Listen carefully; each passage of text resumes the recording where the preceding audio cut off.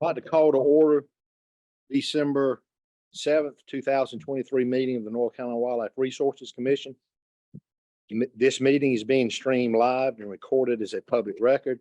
Recording of the meeting will be available at www.ncwildlife.org. As a courtesy to others, please turn off all cell phones during the meeting. And at this time, I'd like to recognize Commissioner Ray Clifton to lead us in the Pledge of Allegiance.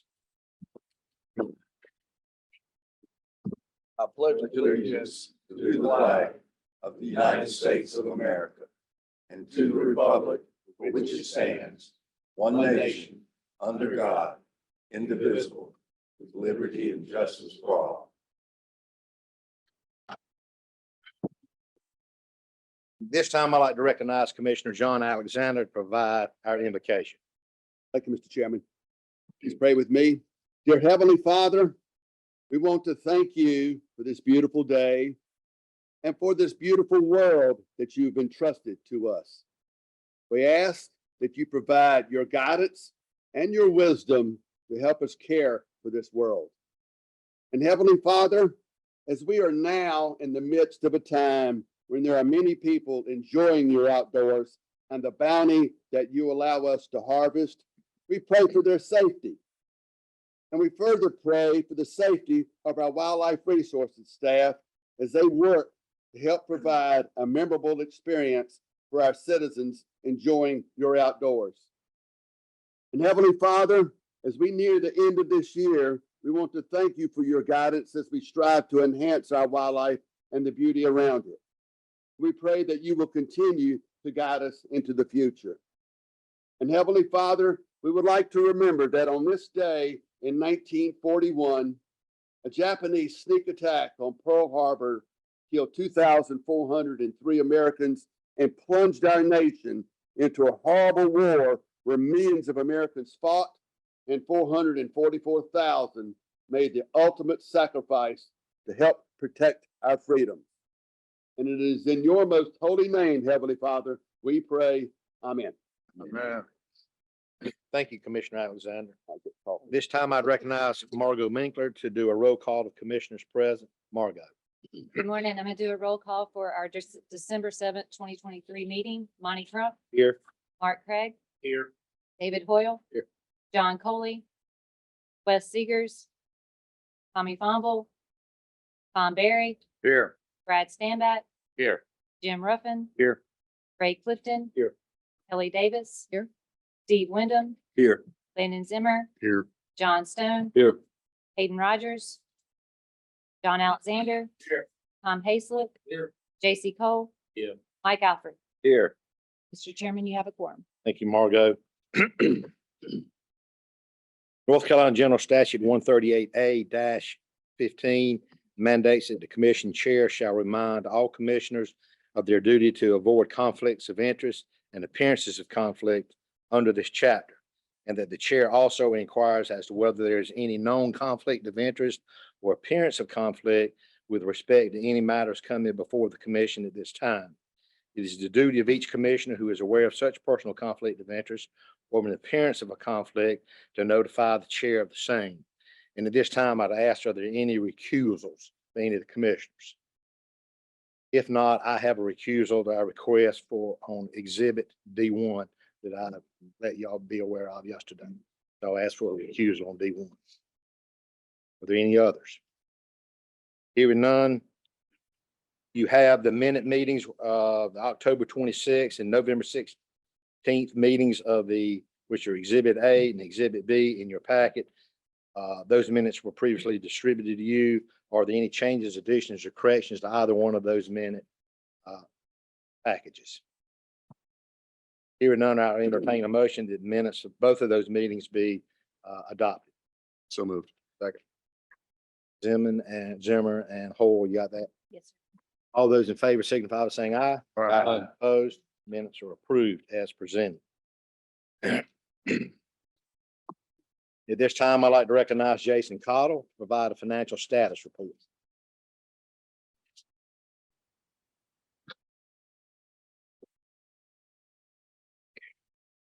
Thank you, Mr. Chairman, and good morning, everyone. To recap the data presented yesterday, to present the year-to-date revenues in our general fund category. As of October 31st, we're at $58,286,940.35. Expenditures in the same, $59,495,758.55. Within our capital projects fund, we've seen year-to-date revenues of $2,569,178.67 and expenditures in the same of $3,307,962.14. To review our endowment fund, again, as of October 31st, 23, we've got an overall fund balance of $156,911,308. And the asset allocation is represented by 14.93% held in bonds. It's a value of $23,426,881.98. 5.36% held in the short-term investment fund. It's $8,407,881.41. And our equity balance is 79.71%. That's $125,076,544.61. Expendable income as of this point in time, $44,174,579.50. Oh, excuse me. Are there any questions, comments? The financial report? You have anything else, Jason? No, thank you. Okay, thank you, Jason. Thank you. At this time, we'll move forward on the agenda with special presentations. This time I'll recognize Brad Howard to present our Lawrence G. Dietrich Small Game Award. Brad? Thank you, Mr. Chairman, Commissioners. The Lawrence G. Dietrich Small Game Award is given annually or when appropriate to individuals or organizations or groups whose actions significantly and positively impact any of North Carolina's small game populations. The award serves to recognize efforts in habitat management, education, research, the hunting heritage program, or other meaningful contributions. In some cases, small game populations may benefit significantly from efforts focused on non-game or other species with similar habitats. The award is named in honor of Lawrence G. Dietrich of Rocky Mount, who served as Wildlife Commissioner from 1993 to 2001. Commissioner Dietrich promoted efforts to address declining populations of bobwhites and other species dependent on early successional habitat. After his death in September of 2002, a group of Commissioner Dietrich's friends made memorial contributions to the Wildlife Endowment Fund to support an annual small game award in his honor. The Wildlife Resource Commission created this prestigious award in 2003. The nominations, as I mentioned, can be made in two categories: individual and organization or group. I'm going to begin today's recognition with the organization and group. And I'm going to read a little excerpt from the nomination form that was presented. So, mention the name Orton Plantation in the quail world and ears immediately perk up. Since Mr. Lewis Bacon acquired the property in 2010, it has been transformed with the help of many exceptional biologists and managers, particularly Dylan Epp and Theron Terhune. Thin pines with black fire scars stretch to the horizon, and underneath wiregrass and forbs flourish. Brood plots dot the landscape, food plots fill in when needed, and there's no doubt that bobwhite is the king. With a heavy focus on quail and thinning pine stands and prescribed fire were introduced and maintained, allowing the grasses and forbs to flourish, creating wonderful bobwhite habitat and bobwhite quail populations. Along with the high density of quail, a suite of species of greatest conservation need also are benefited on Orton plantations, including Bachman sparrow and the common nighthawk, and a host of others. Additionally, their management enables incredible plant diversity, which is quite impressive given the low soil quality down there. But it includes species such as the native Venus flytraps and pitcher plants. They conduct research, both in-house and in cooperation with university partners on not just on quail, but on other species, wildlife species on the property.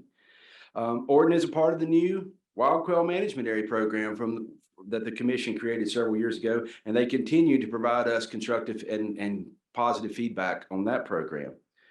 Finally, Orton is a thriving example of quality habitat management for all around to see, and their efforts are not lost on their neighbors.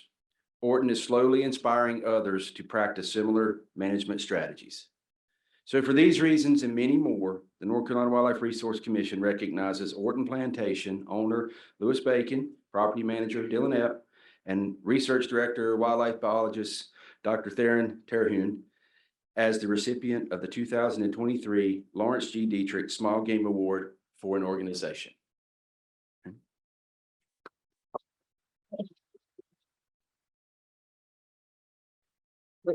So we have a couple of things.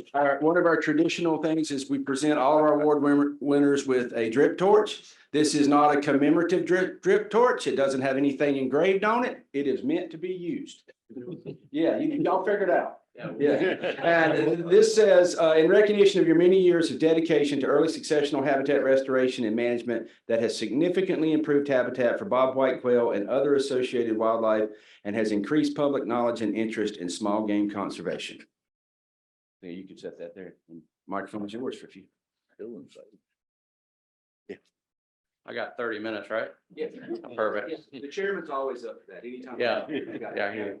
If you know me, you know I don't have a watch, so this. No, I would like to say a few words. First and foremost, wow, we're truly humbled and honored to be here. In fact, I've said wow a lot lately. When I think about a lot of the things that got us here, especially personally, my journey getting to Orton as full-time, we've been doing research at Orton for a little over 10 years, but I've been full-time there for 3 years.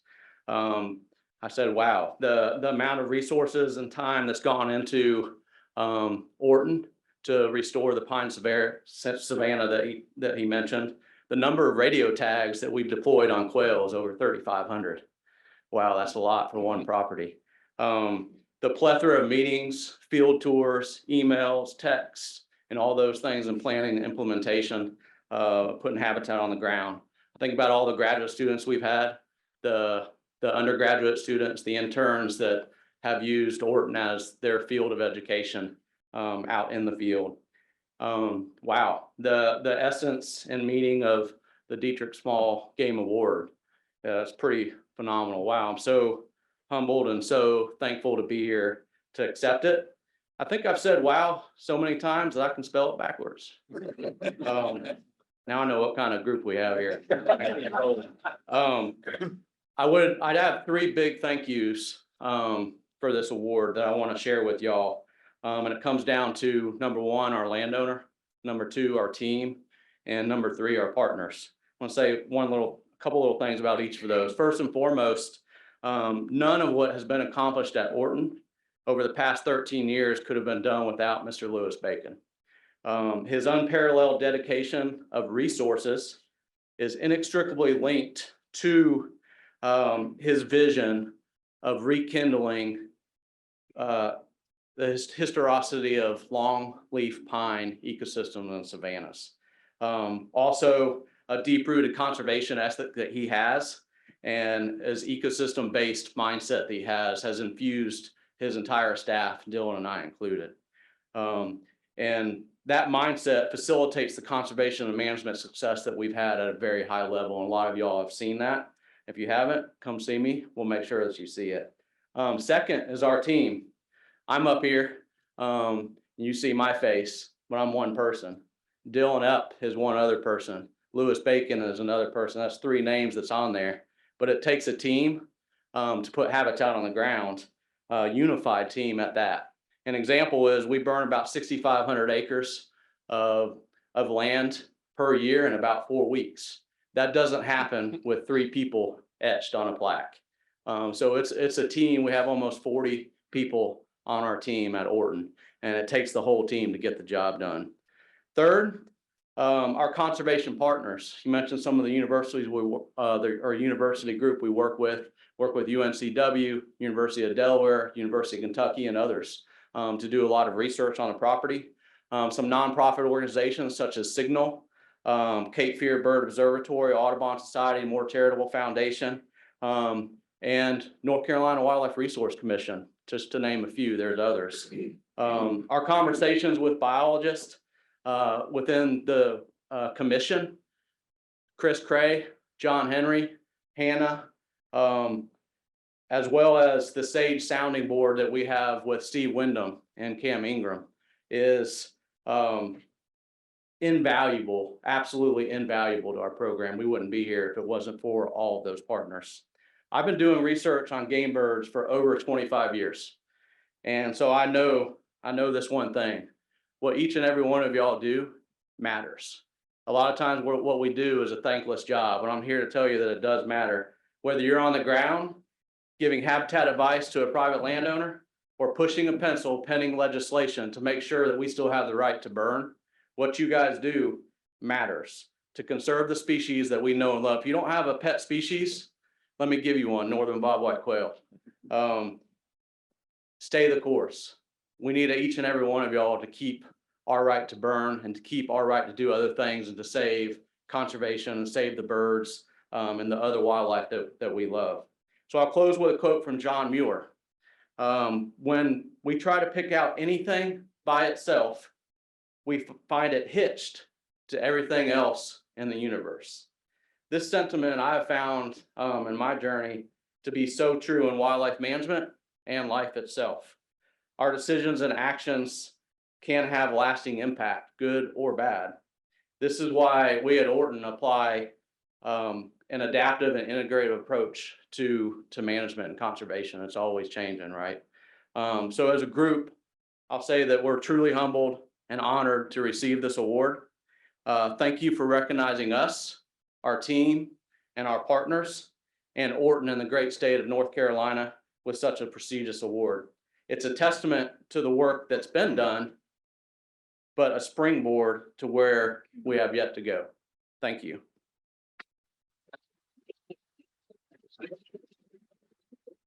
I have a drip torch for Dylan. You do? Yeah, we got one over here. Yeah, Bob, I'll bring it to you when we do Okay, pictures. sounds Yeah. good. It's still in the box. We didn't take it out because we knew I'm gonna be. All right. Thank you, Taryn.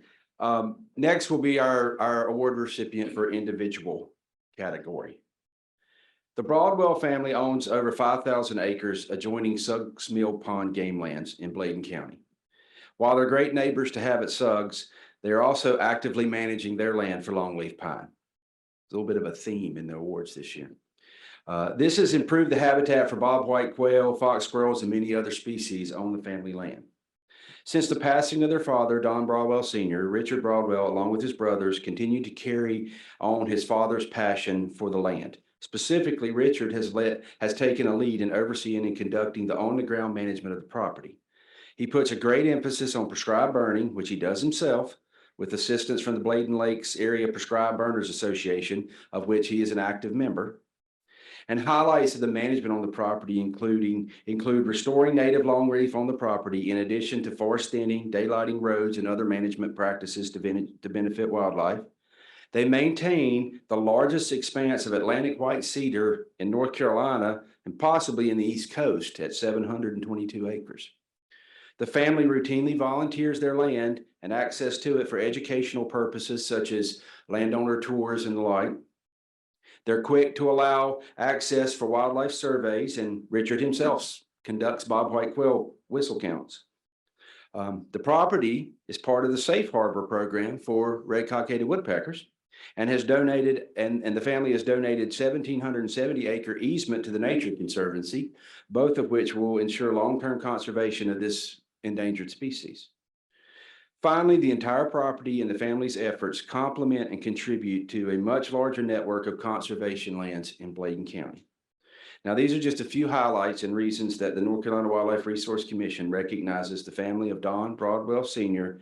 as the 2023 individual recipient of the Lawrence G. Dietrich Small Game Award. Richard.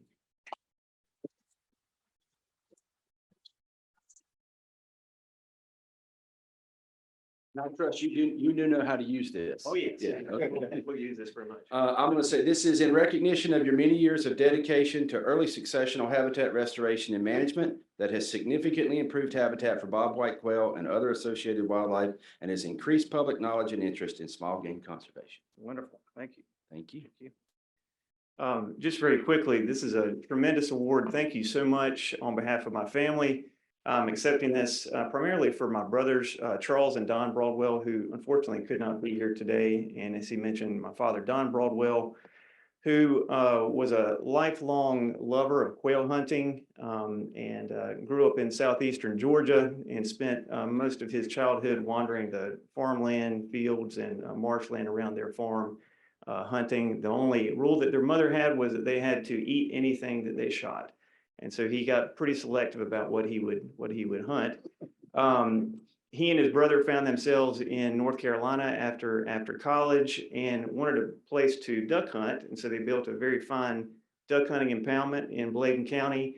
And then over the years, as the old saying goes, my dad didn't want all the land, but just all the parts that touched his. And so he started acquiring additional tracts, and there was some great research coming out from the Nature Conservancy and the Commission about longleaf pine restoration. And anybody who loves bobwhite quail, it never gets out of their system. And so he poured decades of energy, time, money, sweat, and tears into restoring longleaf pine on our property.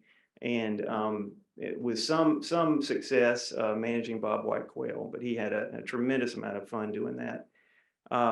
We had the opportunity to take over management about 6 or 7 years ago. And one of my first stops was next door to Suggs Mill Pond, to y'all's cure biologist, Benji Strope. And, not knowing a lot about quail management, I said, Benji, should we be planting anything special in these food plots? And he said, thin and burn.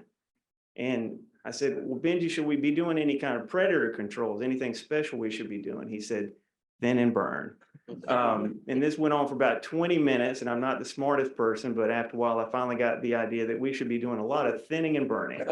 So we've been doing just that. And in comparison to Orton, I think we're burning about 1/10 of what they do. But before this all started, I did not have any gray hair, which tells you how stressful this all is. To burn longleaf pine and not burn our Atlantic white cedar that is growing right next to it is quite a challenge. But like y'all, we've had some tremendous folks come through. For me personally, it's very satisfying not just to see the benefits and the changes to the land, but the people who cycle through who do not have a lot of experience with prescribed burning, and to give them some on the ground experience to do it, and then they go off like acolytes to do burning with other organizations. It's very satisfying.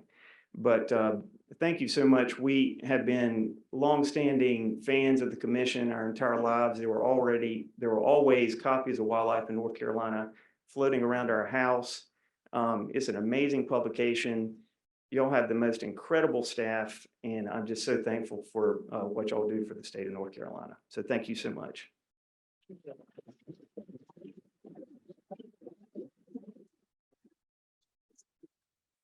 At this time, we'll take a brief recess for photographs and come back into session here shortly, about 5 minutes. I'll now call the meeting back in order out of recess, and we'll move to committee reports, Land Acquisition and Property Committee. Chairman Berry.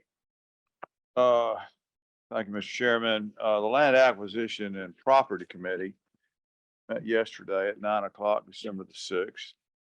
Our committee reviewed 17 total proposals, which included 7 Phase 1 land acquisition proposals, 5 Phase 2 land acquisition proposals, and 5 other property matters. In total, the committee reviewed just over 10,000 acres of land projects, ranging from game land addition to the establishment of new boating access areas in Pamlico County, as well as a potential boating access area in Carteret County. Committee did not endorse the Falling Waters Phase 1 proposal, but advised the staff to continue the conversation with conservation partners.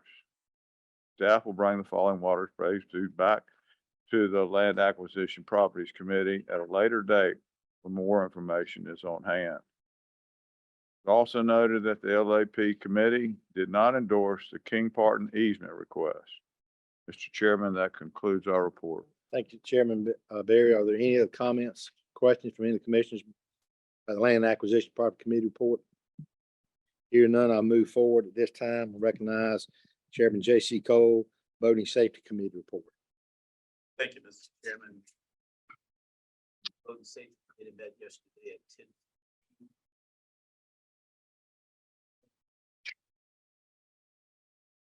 Betsy Haywood presented, Away Chief, Away Coordinator, and 5 water safety. It is public comments and requests for final adoptions of 4 rules.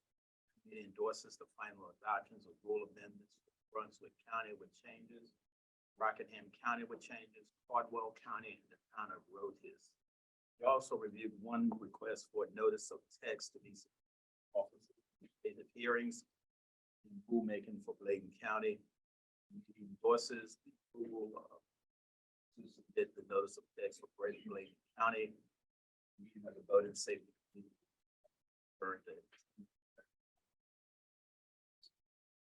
Thank you, Mr. Chairman. Are there any comments or questions from the rest of the commission regarding the Voting and Safety Committee report? Hearing none at this time, I recognize Kelly Davis, Chair of the Habitat Non-Game Endangered Species Committee. Thank you, Mr. Chairman. The Habitat Non-Game and Endangered Species Committee met on December 6, 2023. Catherine Etchison, WRC's wildlife diversity biologist who focuses on bats in North Carolina, provided an informative presentation on the Virginia big-eared bat. Catherine highlighted the monitoring and research she and others are performing to increase our understanding of the species distribution, abundance, and habitat selection during winter and summer breeding season. A video on conservation efforts can be found at vimeo.com, Saving the Virginia Big-Eared Bats. Dr. Sarah Schweitzer followed Catherine's presentation with a summary of the Virginia Big-Eared Bat Conservation Plan and requested approval to post the plan on the Commission's website for a 30-day public review period. The committee approved this request.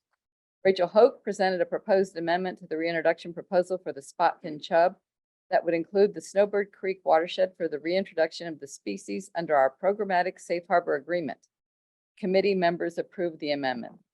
Rachel then provided an update on zebra mussels and giant apple snails, both recently detected in NC waters for the first time.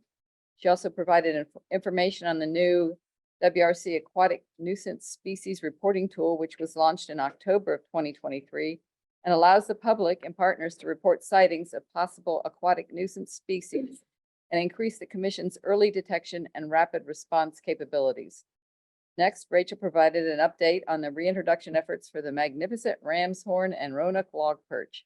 In October, 94 Roanoke log perch were stocked in the Mayo River, and 2,800 magnificent ram's horn snails were stocked in WRC-owned property in Brunswick County. Monitoring of the snails post-stocking has already revealed successful establishment and egg laying. This reintroduction highlights the culmination of years of effort and is the first stocking of a federally listed aquatic species under a programmatic safe harbor agreement. Last, Dr. Schweitzer presented the nomination packet for the expiring terms of Non-Game Wildlife Advisory Committee membership, which will be presented for a vote today. There being no further business, the committee was adjourned. Concludes my report. Thank you. Are there any questions or comment regarding Chair's report on Habitat and Non-Game Endangered Species Committee? Hearing none, we'll move forward. At this time, I recognize Landon Zimmer, Chair of the Finance Audit and Compliance Committee. Thank you, Mr. Chairman. The Finance Audit and Compliance meeting met yesterday, December 6th, 2023. First, CFO Jason Cottle presented an overview of year-to-date revenues and expenditure by category in both general and capital improvement funds. An update of the agency's endowment fund was presented, including fund balance and current asset allocation, as well as quarterly rates of return for each of the 3 investment vehicles within the fund. Finance Committee was in agreement to move the remaining bond index fund balance to the short-term investment fund. Next, for internal audit, Auditor Chase presented a summary of the proposed Go Outdoors NC reporting audit effort. This work will assess the Go Outdoors report reliability. A Go Outdoors NC survey is proposed for later this fiscal year to assess the level of satisfaction with the Go Outdoors NC platform. Auditor Chase also provided a briefing on the purchasing card compliance review program and a follow-up on the WRC internal audit staffing level and the addition of a resource to the WRC internal audit office.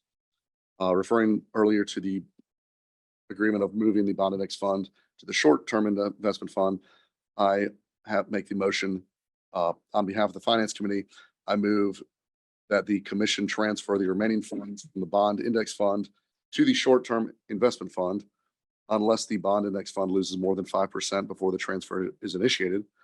Maintain at least 5% of the total endowment fund portfolio in the short-term investment fund, and that this action overrides all previous actions related to the endowment fund portfolio. Thank you, Mr. Chairman. You have a motion in front of you from the Chair of the Finance Committee. Is there a second? Second. We have a motion and a second. Are there any discussions, comments, or questions about that motion? I think we went over it pretty well yesterday.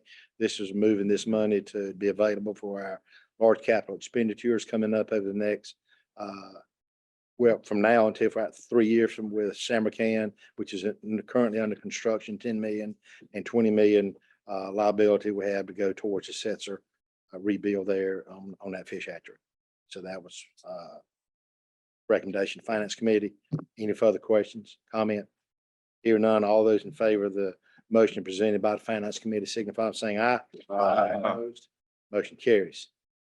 That concludes my report, Mr. Chairman. Thank you, Mr. Chairman. It's time, David Hoyle's gonna be on deck 3 times in a row now. We're gonna work him pretty good today. And he'll start with a Rules Committee report. Okay, Rules Committee met yesterday. The first reviewed proposed amendments to the endangered, threatened, and species of special concern. This rule is required to be readopted as part of the periodic review, and the proposed amendments clarify requirements for ES permits and take of species without a permit. Next, proposed changes to the annual rule cycle were presented to help mitigate potential issues created by the change made to the APA in the 2023 legislative session. The option of moving the annual cycle from a 2-year process to a calendar year was presented to better align with the legislative calendar. So if any rules receive 10 letters of objection, they will go to the next legislative session. This will move our rules through the process more quickly. Changing the annual cycle will be an adjustment for staff, commissioners, and the public, but will allow the commission to implement changes in a more timely manner than is currently possible. The Rules Committee is supportive of this change. That was that. Any questions on Rules Committee report? Hearing none, if your agency, ad hoc agency supplemental funding model committee. Our first meeting was held October the 26th. Ad hoc committee to assess the agency supplemental funding model met on October the 26th. The committee reviewed its charge, which is to assess options for generating supplemental revenue from multiple uses of commission property and develop evidence-based strategies to build support for commission's conservation mission among non-licensed users. The committee discussed priority supplemental review options for upcoming assessment.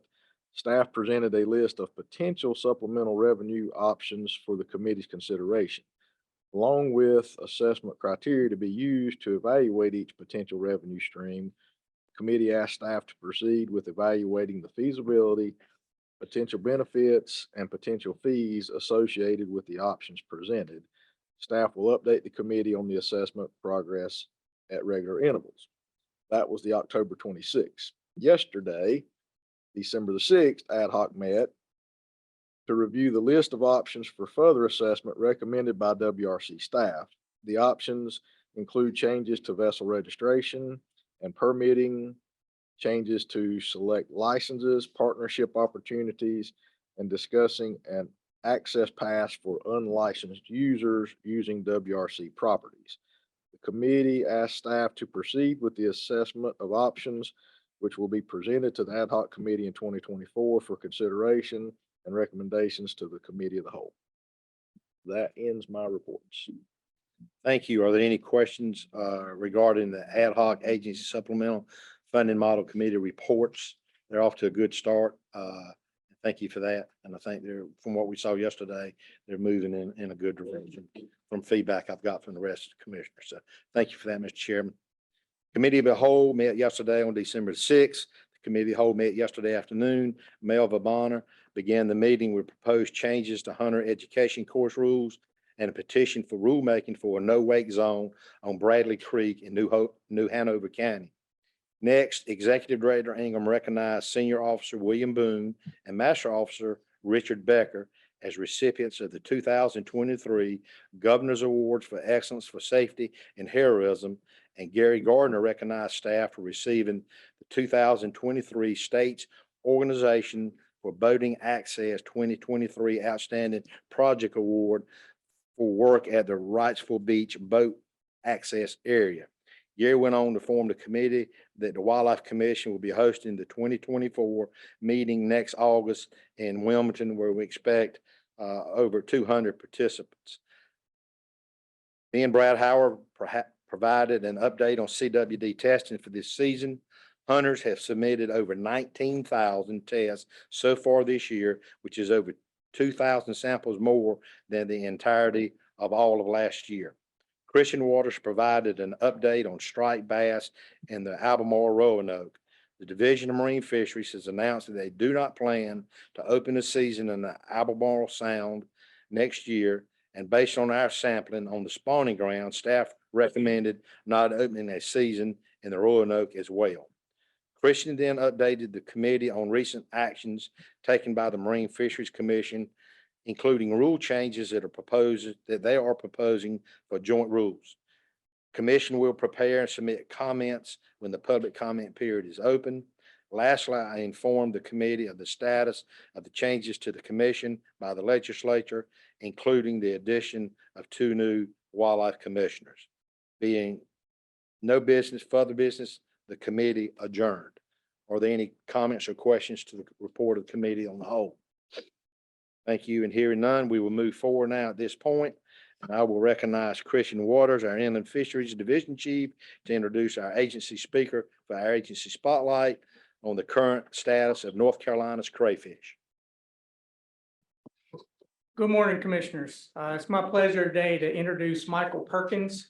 He is our aquatic wildlife diversity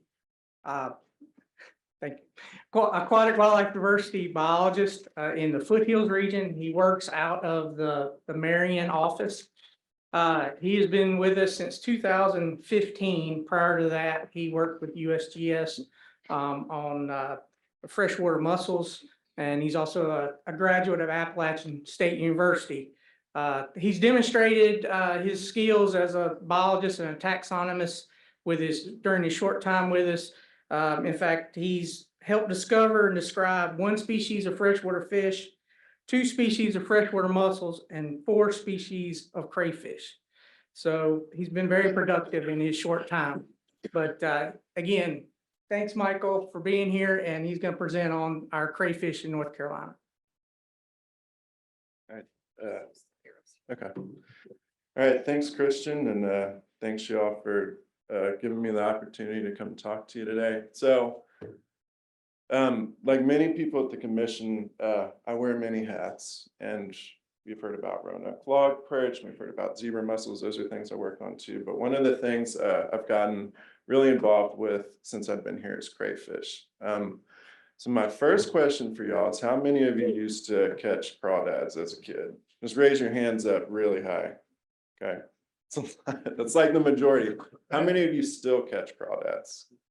There's a few, a lot less. All right. So somehow I got into a job where I didn't have to stop. And so we're going to talk about them today. So most people I talk to, this is the first thing they think about when they hear the word crayfish, or they think about this. Okay. Now, crayfish are those things, but in North Carolina, we are sort of blessed with this really unique, super diverse fauna. And today we're going to talk about some of the research we've been doing around their biodiversity, their conservation, and their threats. So the first thing to know is that most people have not been exposed to many species of crayfish. It's either the one you eat or you fish with, or the one you used to catch in your backyard, but there's hundreds of species with the absolute global biodiversity epicenter in the American Southeast. That's where the vast majority of species are, and North Carolina's got 50 species that we know of. Now, this follows a similar regional pattern of aquatic hyperdiversity that's tied to biogeographic narrow endemism, But the result of this really high biodiversity is lots of specialization, because these are really adaptable animals that can be found in mountain streams, coastal plain swamps. They even live on land where they're usually the most abundant invertebrate biomass, which means they have a lot of energy moving through a system in the food chain. And what that means is all these diverse species and all these animals contribute to a vibrant, healthy, really well-functioning ecosystem if they're present. Another thing, just want to throw in that they care for live young, which is like really interesting for an invertebrate. Some other interesting things about crayfish is that they're ecosystem engineers. That means they alter the habitat for their own use, but that also affects how other wildlife interact with the environment. They dig these really intricate tunnels with all these interconnected chambers. Sometimes they're 6 feet deep.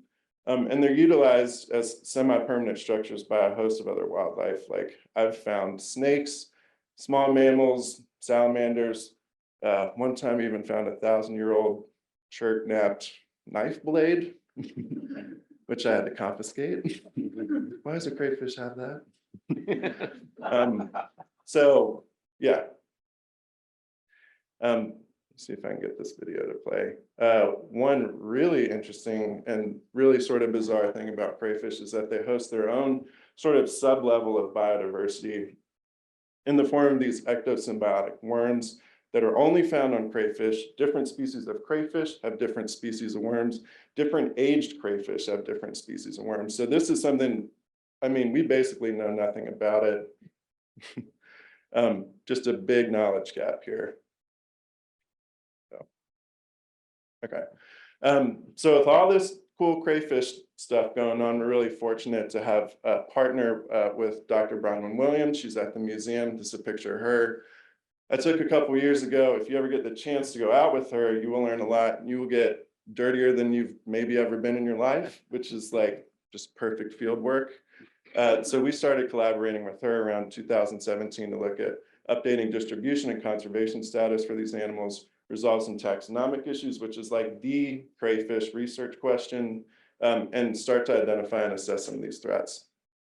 Now, there have been previous assessments, but the big obstacle that every one of them encountered is if we're going to assess our biodiversity, so what species are here, we have to figure out these species complexes, because the vast majority of species and animals by number that we find in North Carolina are part of these species complexes. So what we wanted to do was a novel approach where we would pull all our collaborators and pull our whole aquatic wildlife diversity program together to do a statewide contemporaneous assessment and collect genetics.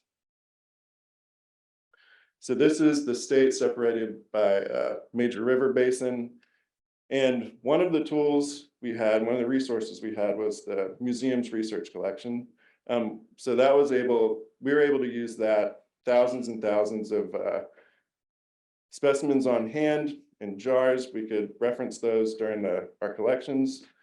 And this was the Resource Commission's observations over the last 30 to 40 years. Now, this is different from specimens, right? This is just stuff that people have written down. And what I want to show you is that there's been historically pretty good sampling across North Carolina, but what we wanted to do was use this information to refine our approach, find gaps in surveys, and figure out our priorities. So these are all the sites that we've done since 2018. There's hundreds of sites, thousands of animals.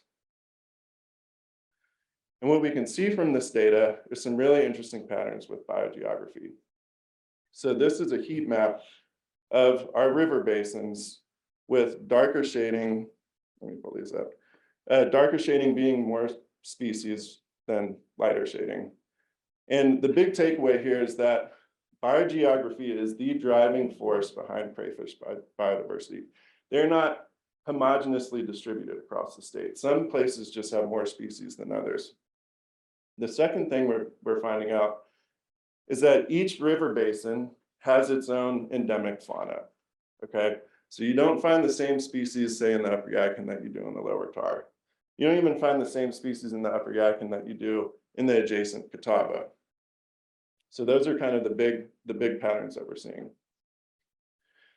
What we want to do with this first round of distributional information is put together a big publication that's got updated maps. It's got high definition color photos. Many of these things have never been photographed before. Updated conservation statuses and a discussion of the complexes, because that's still the big question in crayfish land. So what do these complexes look like? Depending on how familiar you are with crayfish, these either all look the same or they look different, but this is actually a species complex called Canberra species C, which before we started doing this, everyone just called it cuminate crayfish, but whatever you call them all being just called the same thing is really, really hard for a management agency to manage appropriately, right? This is a thing that's spread across the entire state. It is the most abundant species in North Carolina. But what we found with our research and genetics, which we'll talk about soon, is that each basin has its own undescribed species. So this moniker of Canberra species C is really not useful for us because we know that these are different species. So we're using genetic barcoding, which is something that's been around for a long time. It's cheap, it's easy, it's informative. We've got thousands of sequences. And what we're finding from these genetic signatures for these animals is that we have somewhere around 30 undescribed species in North Carolina. To put that in perspective, we have more undiscovered crayfish just in North Carolina than most continents have known crayfish. So we have this really impressive reserve of biodiversity that we're just kind of beginning to uncover.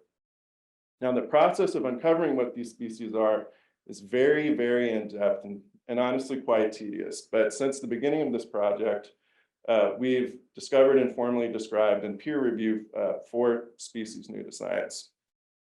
And we'll talk about one of those more in depth. That's the South Mountains crayfish, which is a species we first encountered in 2015. And we had a hunch that it was different just based on what it looked like. But that's anecdotal, and we want to do research-based science. We want to pull together information to support our hypotheses, right? So we're doing something called basically pulling together all these independent lines of evidence to do integrated taxonomic assessment, okay? So we're looking at things like biogeography. So with this species, we've only found it in 2 rivers and 2 counties on the planet. We're looking at morphology, so that's all the different little things on a crayfish that make it different. This is a specimen that was actually collected on the day I was born, which is sort of bizarre. A question people have been asking for a long time was, what is this crayfish? And then we look at its unique signal, its genetic signal, its little branch on the tree of life. And with this species, all of these things came together, so it supported our conclusion, right? Now, this is a really unique animal. It was only found in 2 rivers and 2 counties in the whole world, like I said. So some locals got really excited about it. They even named a beer after it in Catawba County. And I think that's really cool because it is something to be proud about. Like, we have this endemism that's found nowhere else on the planet. The result of that for South Mountains crayfish is that it was uplisted in our last assessment along with 5 other species. Now, we don't want to just like uplist stuff because it's not like, that's not a good thing, right? That means there's lots of threats. But what we were really excited about as a result of this work was that we were able to put all the focus into these species and identify them with the best up-to-date contemporaneous data and start to get them the support and the focus that they need. So when we're talking about threats, we can kind of just put them into 2 groups. That's habitat loss and that's invasive species. So like with everything, habitat's super important. Crayfish need a place to live, and some of them are really picky about it. Generally, there's 3 varieties. There's ones that like the rocks, there's one that they like the wood, and there's ones that live in the floodplain. Those are the burrowers. Now, if you have a big sediment plume after like a big deforestation event or something like that, moves a bunch of dirt into the river, covers up all the rocks, you're going to lose those crayfish that are rock obligate. If the riparian zone is destroyed and there's a big flood, scours out the banks, you're going to lose those animals that require large, woody, stable debris. If you limit access to the water table, either through excessive irrigation or something that drops the water level down, where you dam up seeps or destroy the floodplain habitat and remove that the connectivity to the river, you're going to lose the burrowing. Okay, so those are all pervasive threats. They're encountered frequently. Development is part of the issue, but the big problem facing our native crayfish is invasive species. And of the 4 that we know about, one is much more expansive and more of an existential threat to some of our native species, and that's the red swamp crayfish, Procambarus clarki. This is the one I showed pictures of at the beginning of the presentation, and the one most people have had some sort of encounter with, either from bait or as food or at the pet store or whatever. But the species is spreading across North Carolina. It's got some consequences. So you should know that this species is native to North America in the Western Gulf states, but it's spread across the country. It's spreading across the world. It's been introduced into 40 countries, every continent except Australia and Antarctica. And it's getting around by people. So they're introduced in a variety of ways, either through bait buckets when they're dumped after use, and if they're still alive, they can become introduced. Abandoned from the pet or aquarium trade, escaped from aquaculture facilities. However they get out, once they're in the wild, there are problems. The negative effects are well documented. Like most invasive species that become a big problem, they're super tolerant, they're super adaptable, they get bigger, faster, have more babies, live at higher densities, they eat everything. Basically, they outcompete our native crayfish like 100 to 1. They can also spread pathogens, something called crayfish plague, which is as bad as it sounds, is decimating crayfish in Europe. We don't have it here yet, luckily, and at super high densities, they can even destroy human infrastructure by burrowing into earthen dams and ditches and dikes and stuff. So what is different about this crayfish than the other ones, than the other invasive species? The big difference is that the other 3 are banned or regulated in some way, but red swamp crayfish is whitelisted, which means it's legal to possess it, to grow it, stocking it in a private pond. You can have them. It is illegal to release them into public waters. That being said, accidents happen, and they happen frequently. This is a species that's really popular with the public, that it's food, it's bait, it's popular in the aquarium trade. These are all red swamp crayfish. These are breeding varieties that can sell for up to $100 a piece. So that being said, aquaculture is probably not the main source of invasions, because we find these things hundreds and hundreds of miles away from known aquaculture facilities. Okay, so what I want y'all to keep in mind while we look at the next couple slides, which are some maps of their spread, is that it looks bad, okay, but most streams in North Carolina do not have red swamp crayfish yet. Okay, there's thousands of river miles that are still free of these things. So we've been talking about threats. These are impaired streams on the 303D list. This is obviously not all the impaired streams in the state, just the ones that are on the list.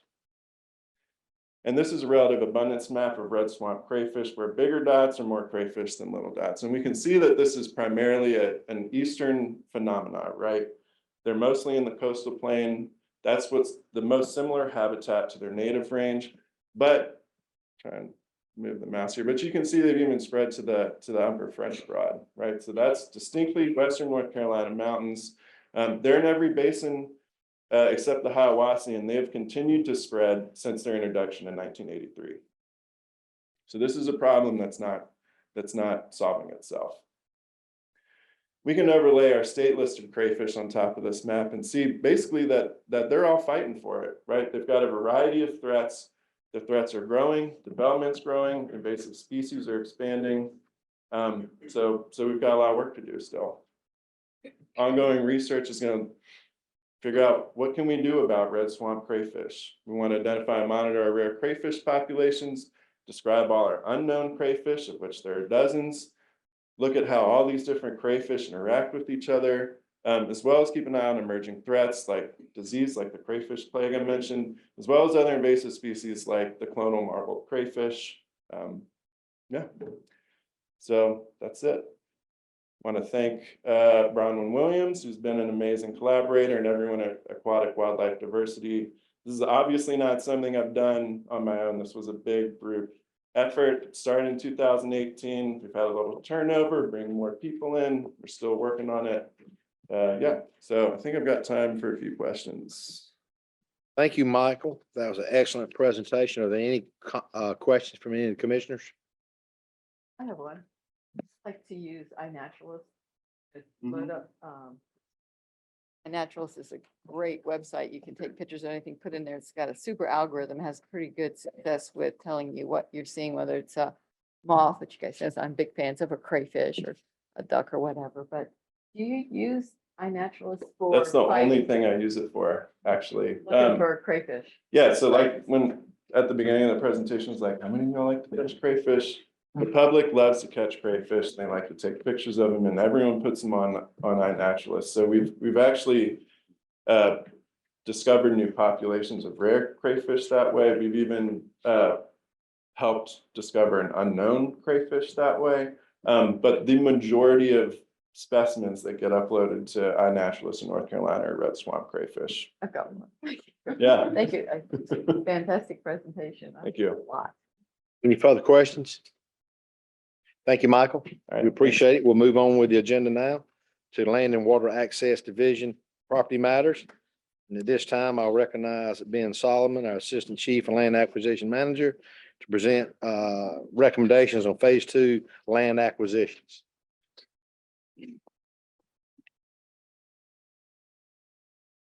D1. Yeah, can we back out?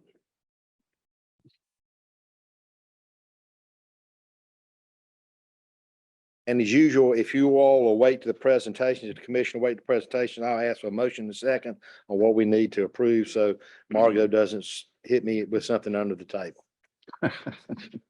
Not good up. Thank you, Mr. Chairman. Phase 2 land acquisition proposals today will be exhibits D1 through D5. And you may have just noted it, but with your permission, I can present exhibit D1 separately, and we'll entertain a motion and then move forward with exhibits D2 through D5. Yep. Exhibit D1 is the Jordan Timber Tract. It is in Scotland County. It is an addition to Sandhills Game Land. And staff and the Land Acquisition and Property Committee recommend approval of exhibit D1. At this time, I would entertain a motion and a second for approval of exhibit D1. So move. Motion from Commissioner Berry, second from Mike Alford. Got that, Margot? Yes, sir. Any further discussion, deliberation? Hearing none, all is in favor of approval, adoption of exhibit D, signify by saying aye. Aye. Opposed? Motion carries. Okay. If you proceed with 2, 3, 4, and 5. Yes, sir. Exhibit D2 is the Upper Reedy Creek Tract in Warren County. This will be in addition to the Embro Game Land. Exhibit D3 is the Lee Tract. This is a 11-acre tract in Bladen County. This will be in addition to Suggs Mill Pond Game Land. Exhibit D4 is a donation from Blue Ridge Conservancy that we've named the TAGM tract. This will be in addition to Three Top Mountain Game Land in Ashe County. Pause there for 1 second. And our final Phase 2 proposal is Exhibit D5. This is the Lowland Marina Tract. This will be a new boating access area in Pamlico County Entrepreneur Vivek Ramaswamy has a history of peddling along Oyster Creek and near to our Pamlico Point impoundment. Staff and the Land Acquisition and Property Committee recommend approval of exhibits D2 through D5. This time I'd ask for a motion and a second for approval of exhibits D2, D3, D4, and D5. So move. A motion from Commissioner Berry, second by Commissioner Davis. Or is there any further comment, deliberations? Hearing none, all those in favor of the approval adoption of D2, 3, 4, and 5, signify by saying aye. Opposed? Motion carries. They're all adopted. This time you have other property matters. Ben, you want to move forward with? Yes, sir. Mr. Chairman, with your permission, I'll present Exhibit E5 separately from Exhibits E1 through Yes, sir. E4. It's fine. Yes, sir. We'll start with Exhibit E1. This is the Burning Town easement request from Duke Energy at Needmore Game Land in Macon County. Exhibit E2 is the Roanoke Marsh easement request. This is a request from a private landowner for an ingress egress easement and utilities easement from the state maintained road to their property. Exhibit E3 is the Dominion easement request in Terrell County. This is a utility easement request to run underground power to our Lantern Acres impoundment project. And Exhibit E4 is a easement request, utility easement request from Star TMC to install fiber broadband cable on Suggs Mill Pond Game Land in Bladen County. And staff and Land Acquisition and Property Committee recommend approval of exhibits E1 through E4. This time I'll ask for a motion and second for exhibits E1, E2, E3, and E4. So moved. A motion Barry, second by Standback. That Margo? Any further discussion, deliberations? Hearing none, all those in favor, approval of E1, E2, 3, and 4, signify by saying aye. Aye. Opposed? Motion carries. Move forward to King Parton easement request now. Ben, Our final other property matter exhibit is Exhibit E5. This is the King Parton easement request in Swain County on Needmore Game Land. This is a ingress egress request, a right-of-way request from the King and Parton families to go from their private property across Game Land to the Little Tennessee River. Staff and the Land Acquisition and Property Committee do not recommend approval of Exhibit E5. at this time, I'll ask for a motion and a second to deny exhibit E5 or not approve E5. So moved. Second. Got a motion from Wyndham, second by Ruffin. Any further discussion, deliberations? Hearing none, all those in favor of disapproval of exhibit E5 signify by saying aye. Aye. Opposed? Motion carries. Thank you, Ben. Thank you. This time we'll move forward with rulemaking section of the agenda. And I'll call on Melva Bonner to present rulemaking adoption for Hunter Education courses.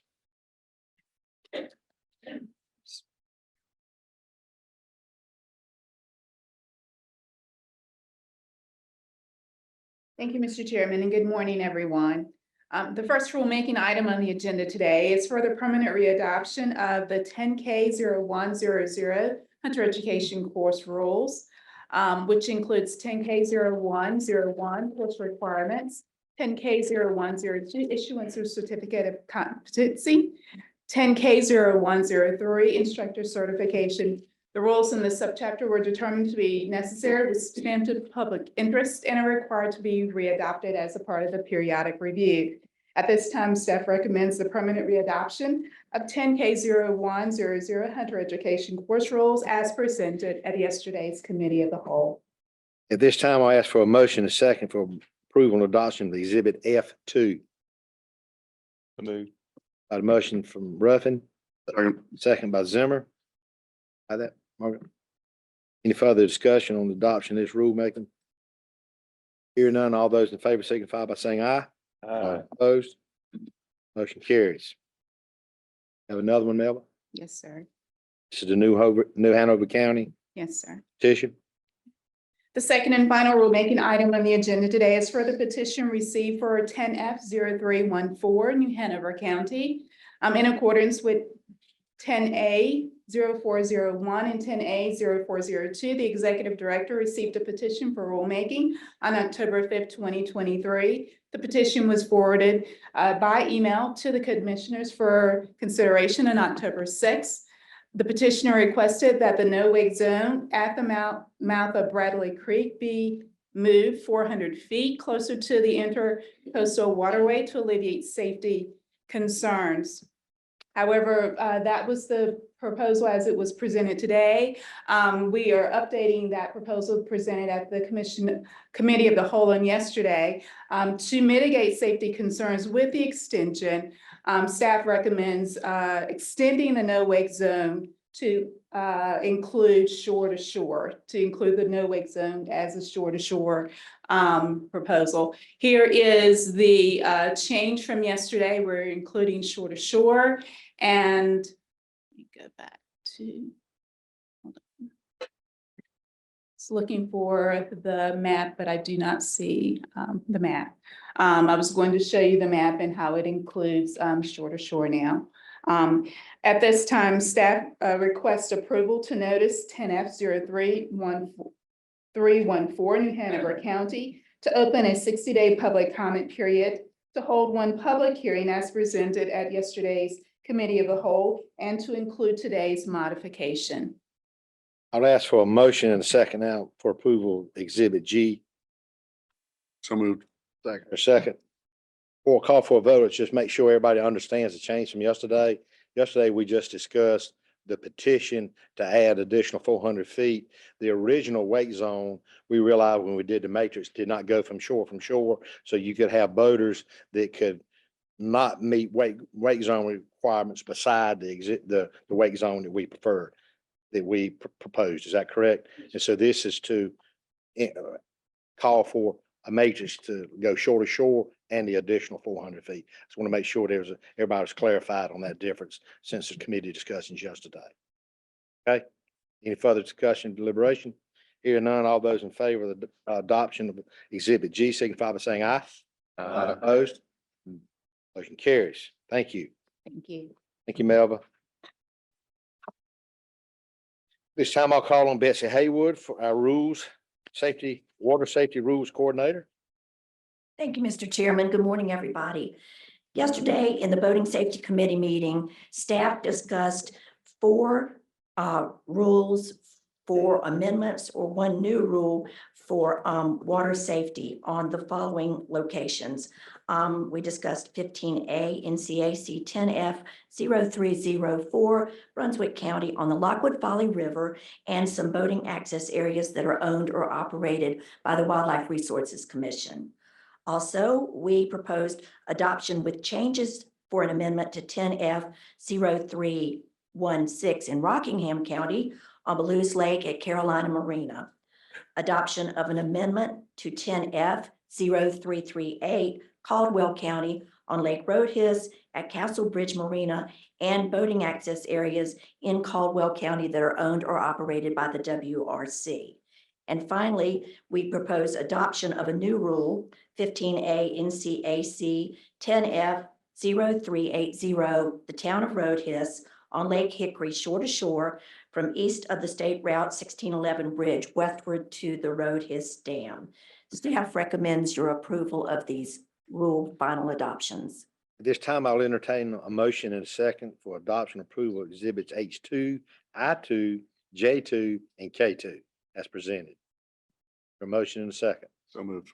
Motion from Zimmer, is there a second? Second from Commissioner Berry. You have that, Margot? Any further comments, questions, deliberations?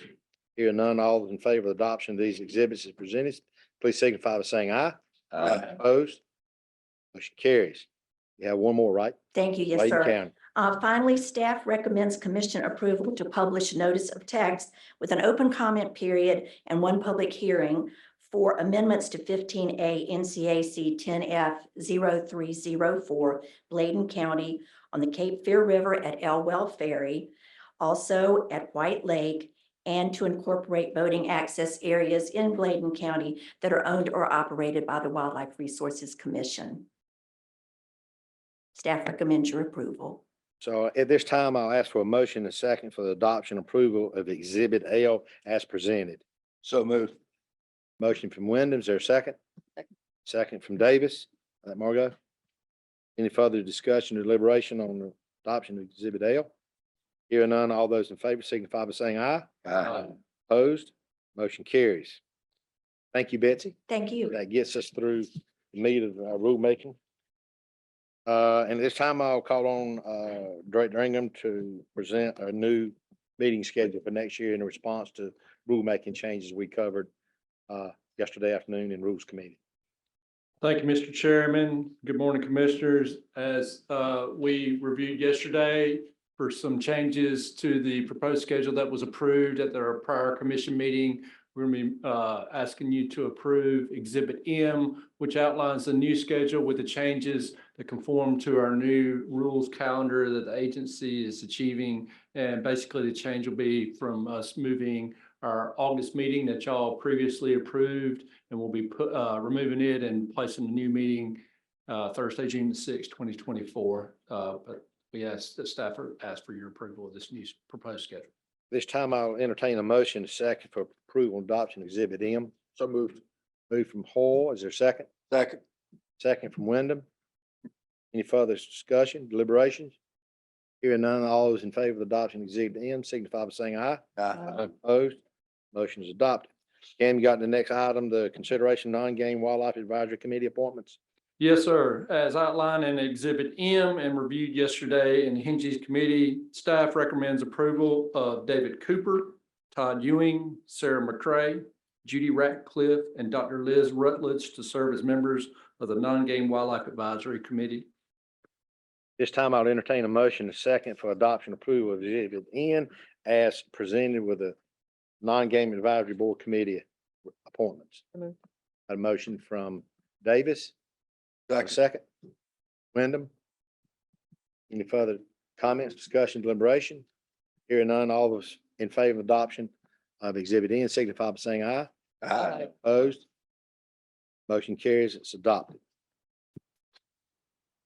At this time, comments from the chairman. I just want to say, I think we've come to the end of another successful year with the Wildlife Commission.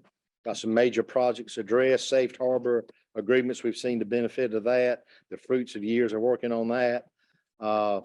Samarkand, just a lot of great stuff. Continue to work with land access. I think we've done a good job managing our trust funds, having funds available to spend $30 million over critical projects over the next 3 years. Change of leadership in several committees, and I think all of you got off to a good start running on that and running your committees. And just want to say thank you to the commission, but most importantly, every commissioner sitting in this room agree with me. We can't do anything without our great staff that we see all the time. When they come in to do presentations, you can tell they love their jobs. They're dedicated to the jobs, the excitement, and the winner there are our resources.